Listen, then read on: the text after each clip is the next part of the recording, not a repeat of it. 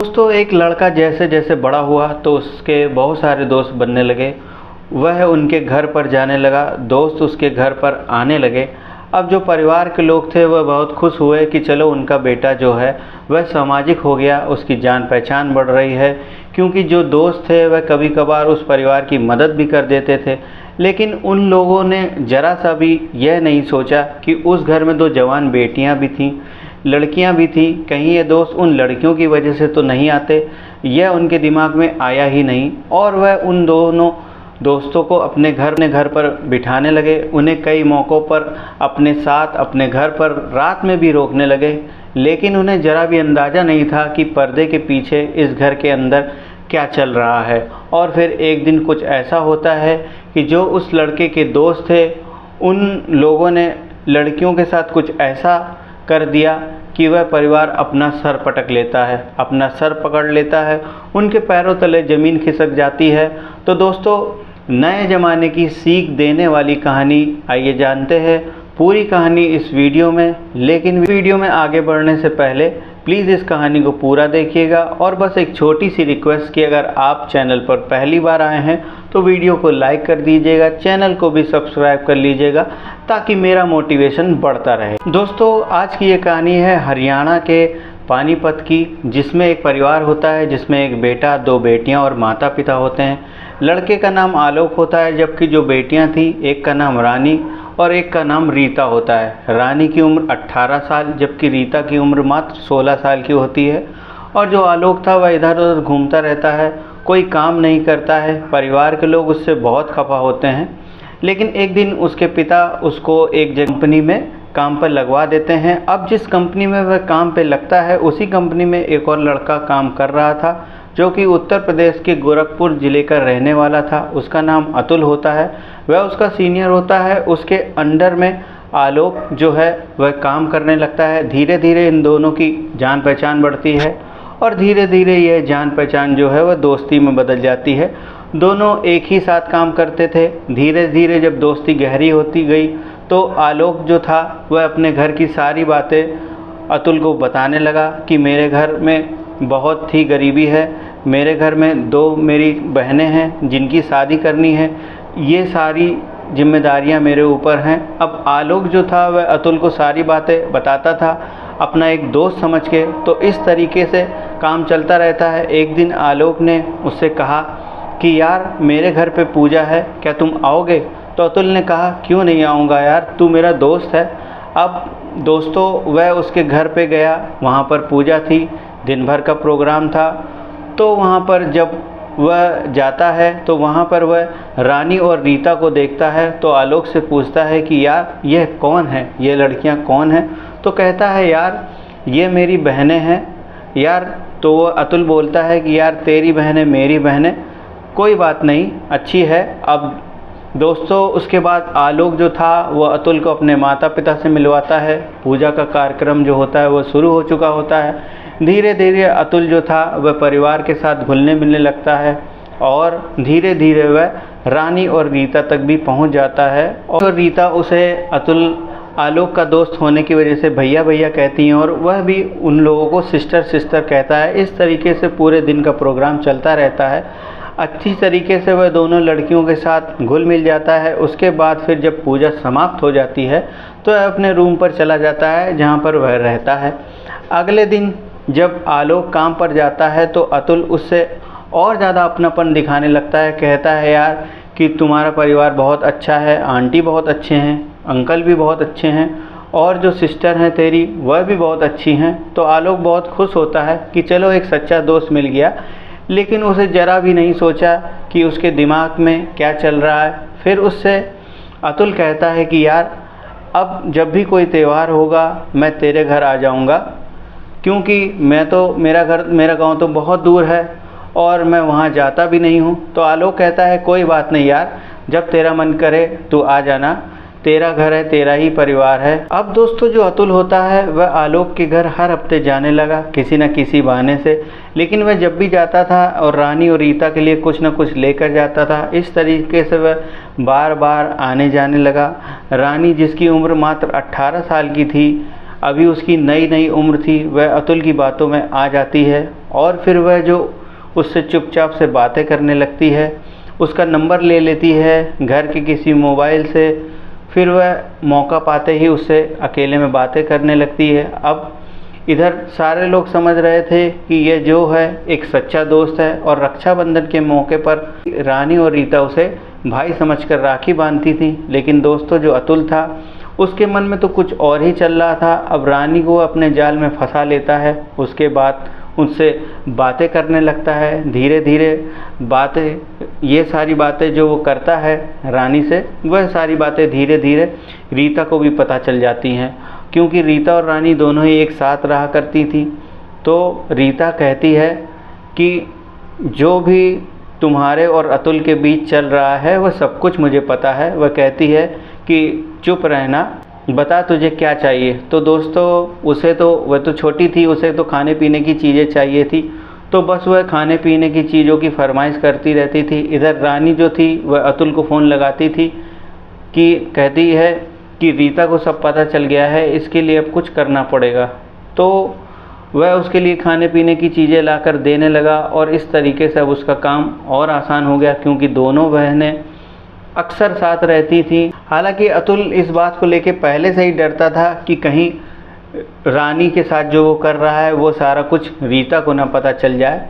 लेकिन अब जब रीता को सब पता ही चल गया था तो उसका सारा ही डर ख़त्म हो गया था, क्योंकि वह उससे मिलने जाता था तो जब वह रानी से मिलना जाता था तो जो रीता थी वह घर के बाहर पहरेदारी देती थी। अगर घर से कोई नहीं होता था तो रानी और अतुल साथ में घर में होते थे। इस तरीके से इनकी मुलाकातें चलने लगी। ऐसे दोस्तों अब काफ़ी दिन बीत गए तो रीता के भी मन में ख्याल आने लगा कि जो दीदी के साथ हो रहा है वह मुझे और मेरे साथ भी होना चाहिए। यह तो ऐश कर रही है, मुझे भी करना चाहिए। तो वह अतुल से बोलती है कि तुम्हारे तो मज़े हैं, मैं अपने घर वालों को सब कुछ बता दूंगी, वरना तुम जिस तरह से बात रानी से करते हो उसी तरह से मुझसे भी करो। रीता अतुल से बोलती है कि मुझसे भी बात करो। तो अतुल जो है वो परेशान हो जाता है, क्योंकि वह ये सोचता है कि मैं एक साथ दोनों से कैसे बात करूंगा, मैं एक साथ दोनों से कैसे कंफर्ट हो सकता हूं, दोनों के साथ सारी चीज़ें कैसे कर सकता हूं। तो इसलिए वह थोड़ा घबरा जाता है, और कुछ दिन बाद वो सोचता है कि इसके लिए एक सलूशन है। वह अपने गांव में अपने एक दोस्त को फ़ोन करता है और उसे सारी बातें बताता है। कहता है कि यहाँ पे आ जा भाई, यहाँ पे काम भी है और तेरी लाइफ में भी कुछ इंटरेस्टिंग हो जाएगा। मेरी ऐसे ऐसे कहानी यहाँ पर चल रही है, तेरी भी लाइफ में कुछ इंटरेस्टिंग हो जाएगा। वह दोस्त जो उसका होता है वो फ़ौरन ही वहाँ से निकल आता है, पानीपत आता है और उसके साथ काम करने लगता है। और फिर जो रीता थी वह गोलू से उसकी बातचीत करा देता है अतुल, और गोलू और रीता के बीच में बातचीत शुरू हो जाती है। ये दोनों आपस में बातें करने लगते हैं। धीरे धीरे जो गोलू की दोस्ती थी वह वो आलोक से भी करा देता है अतुल, ताकि यह तीनों एक साथ दोस्त बन जाए। फिर ये दोनों उसके घर पे आने लगते हैं। अतुल और गोलू दोनों ही आलोक के घर पर आने लगते हैं, क्योंकि जो आलोक होता है वह थोड़ा गरीब था। किसी भी चीज़ की मदद होती है तो वह अतुल से कुछ पैसे वह ज़्यादा कमाते थे तो वो उनसे मांग लेता था, तो उसकी मदद कर दिया करते थे। इस तरीके से चल रहा था।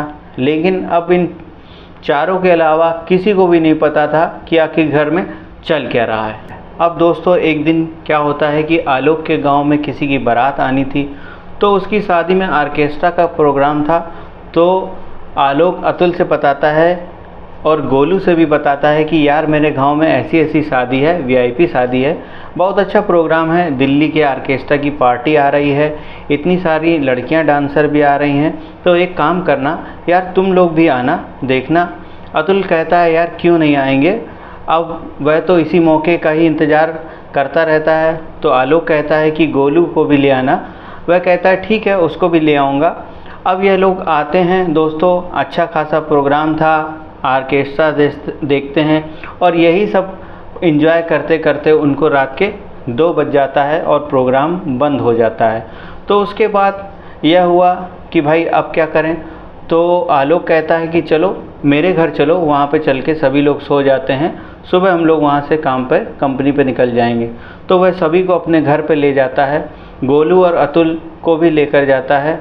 उसके बाद ये दोनों एक जगह इन लोगों को एक कमरे में एक जगह पे सुला देता है, और एक जगह जो दूसरा कमरा था वहाँ पे रानी और रीता यह दोनों सो जाती हैं। लेकिन अब इन दोनों को अपनी अपनी जगह पर नींद नहीं आ रही होती है। पूरा परिवार जो कि गहरी नींद में सो गया था। अब दोस्तों आधी रात कुछ ऐसा हुआ कि अतुल जो था और जो गोलू था, ये दोनों अपने अपने पार्टनर के साथ जहाँ उनको मौका मिला, रानी इधर आ गई और इधर का जो गोलू था वह रीता के पास उधर चला जाता है। अब इस तरीके से वह दोनों अपना जो भी प्यार मोहब्बत था वह करने लगते हैं। लेकिन तभी जो आलोक के पिता होते हैं उनकी आंख खुल जाती है। वह देखते हैं यह क्या हो रहा है, कुछ अजीब सी हरकतें हो रही हैं। फिर दोस्तों रात को बवाल मचता है। वह देखते हैं, हाथ पकड़ लेते हैं, शोर मचाते हैं, और उसके बाद वह कहते हैं कि नहीं, ऐसी कोई बात नहीं है। फिर वह अपने अपनी जगह पर चले जाते हैं। तो जो आलोक था उसकी माँ थी, वह उनको डांटने लगते हैं, उसके पिता को, तुम ऐसे अफवाह उड़ाते हो, अपनी बेटियों की अफवाह उड़ाते हो, तुम्हें कुछ पता नहीं रहता है, तुम्हें कुछ सूझता नहीं है, तुम सटिया गए हो, तुम्हारी बुद्धि काम नहीं करती। इस तरीके से दोस्तों की आंखों से वह देख लेते हैं और वह पकड़ भी लेते हैं। लेकिन अब रात के अंधेरे का फ़ायदा उठाकर दोनों गोलू और अतुल अपनी अपनी जगह पर चले जाते हैं। अब उन्हीं को ही झूठा बना देते हैं सारे लोग मिलकर। लेकिन अब वो सोचते हैं कि मैं क्या करूं, अब यही होता है। और अब वह सोचते हैं कि ये लोग जो कह रहे हैं शायद यही सही है, मुझ में ही कोई भ्रम हो गया है मुझे। इस तरीके से जो उन्हें वह लोग चुप करा देते हैं, उन्हें ही झूठा साबित करा देते हैं। लेकिन अब जो पानी था वह सर के ऊपर जा चुका था। अब ये लोग जो थे इस तरीके से अलग अलग रहना इनको बड़ा मुश्किल लगने लगा था। एक दिन क्या होता है कि रानी और रीता घर से गायब हो जाती हैं। जब वह घर से गायब होती हैं, 1 घंटा बीतता है, 2 घंटे बीतते हैं, तो परिवार सोचता है कि यह लोग कहाँ चली गई, ये लोग कहाँ होंगी। फिर जो आलोक था वह अतुल को फ़ोन लगाता है कि भाई ऐसी ऐसी बात है, रानी और रीता का पता नहीं चल रहा है, ये लोग कहीं गायब हो गए हैं। सोचता है कि शायद उनको पता होगा, वह लोग आकर ढूंढने में हमारी मदद करेंगे। लेकिन जब वह उसे फ़ोन लगाता है तो अतुल का नंबर बंद आ रहा था। उसे समझ में नहीं आता है कि नंबर क्यों बंद आ रहा है। अब वह उस दिन तो काम पर जाता नहीं है, क्योंकि यहाँ पर घर में अलग ही विपत्ति आ गई थी। दोनों बहनें गायब थीं, वह भी एक 18 साल की, एक 16 साल की। अब शाम भी होती है, दोनों लोग लौटकर नहीं आती हैं, तो वह लोग जाते हैं पुलिस स्टेशन। वहाँ पर रिपोर्ट दर्ज कराते हैं कि ऐसी ऐसी बात हो गई है, मेरी 2 बहनें हैं जो गायब हैं। अब दोस्तों जो पुलिस होती है वह अपने स्तर पर छानबीन करती है। लेकिन लड़कियों का मामला था तो वह भी जिसमें कि एक नाबालिग लड़की थी, तो पुलिस जो होती है वह इधर उधर ढूंढती है और फिर वह सीसीटीवी कैमरा चेक करती है। तो एक जगह पर एक शख्स जो कि वह उन दोनों ही लड़कियों को एक बाइक पर बिठाकर ले जाते हुए दिखता है। अब पुलिस उसको देखती है और परिवार वालों को दिखाती है कि बंदा कौन है। तो दोस्तों उनके पैरों तले ज़मीन खिसक जाती है, क्योंकि वह जो शख्स था वह अतुल ही होता है। अब उन्हें विश्वास नहीं हो रहा था कि वह ऐसा काम कर सकता है। वह तो उनसे राखी मनवाता था, उन्हें बहन कहता था, और वह भी उन्हें भाई भाई कहती थी। ऐसे वह क्यों ले जाएगा। पुलिस भी हैरान थी, क्योंकि भगाने वाला अक्सर वही लोग होते हैं, एक लड़का होता है, एक लड़की होती है। लेकिन यहाँ पर तो 2 लड़की एक के साथ भाग गई। पुलिस अब पूरी तरीके से उनके पीछे लग जाती है कि कहीं ऐसा ना हो कोई क्राइम हो जाए, और फिर काफ़ी धड़ पकड़ करती है और उन दोनों को लेकर अपने ननिहाल पर, वो लड़के जो होते हैं उन दोनों लड़कियों को लेकर अपने ननिहाल पर चले जाते हैं। लेकिन जब उसे पता चलता है कि पुलिस काफ़ी सक्रिय हो चुकी है, 15 दिन बाद वह रानी और रीता को उसी थाने के गेट पर लाकर छोड़ जाता है। उसके बाद पुलिस जो है उनकी बरामदगी करती है। अब परिवार को फ़ोन करके बुलाती है कि भाई तुम्हारी जो बेटियां हैं रानी और रीता वह मिल गई हैं, आप आकर इन्हें देख सकते हैं, ले जा सकते हैं। अब वह लोग आते हैं, देखते हैं तो उनके पैरों तले ज़मीन खिसक जाती है क्योंकि उन दोनों की मांग में सिंदूर भरा हुआ था। उन दोनों ने ही शादी कर ली थी। किसी तरीके से वे वहाँ से शांतिपूर्वक उनको घर लेकर आते हैं। उसके बाद घर पर उनको लाते हैं, मारते हैं, पीटते हैं, डांटते हैं, पूछते हैं यह सब क्या है। तो रानी बताती है कि मैंने तो अतुल से शादी कर ली है, और रीता कहती है मैंने तो गोलू से शादी कर ली है। अब परिवार को ये रिश्ते मंजूर नहीं थे। इधर इनकी काफ़ी बदनामी हो चुकी थी, तो यह उनकी मांग से जो सिंदूर थे उनको धोते हैं। उसके बाद कहते ही आज के बाद ऐसी हरकत मत करना। उनको काफ़ी डांटते हैं, मारते हैं। उसके बाद वह कहती हैं ठीक है, जो भी हो गया वह गलती हो गई, अब हम ऐसी गलती नहीं करेंगे। लेकिन दोस्तों जैसे ही 2-3 महीने का वक्त बीतता है, वह लोग घर पर रहती हैं।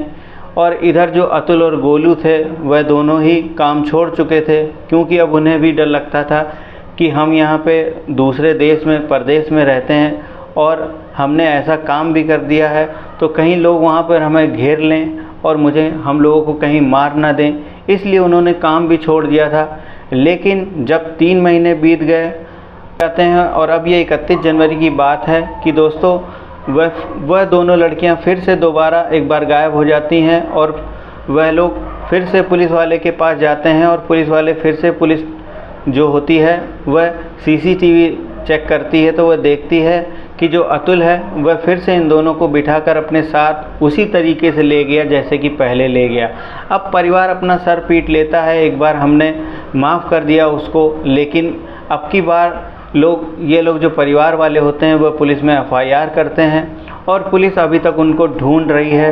उम्मीद है कि वह उन लोगों को जल्दी ही मिल जाएगी। लेकिन दोस्तों अगर कोई आपका लड़का हो, आपका भाई हो, आप कहीं दोस्ती कर रहे हों, तो इस तरीके से दोस्तों को अपने घर पर लेकर आ रहे हों, तो कई एंगल से ज़रूर सोचना चाहिए कि क्या माजरा हो सकता है।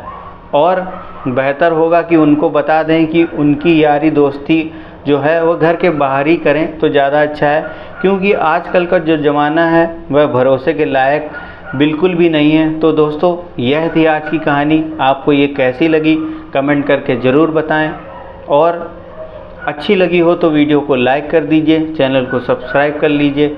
इसी प्रकार की कहानियों के लिए फिर मिलेंगे अगले वीडियो में। तब तक के लिए धन्यवाद। जय हिंद।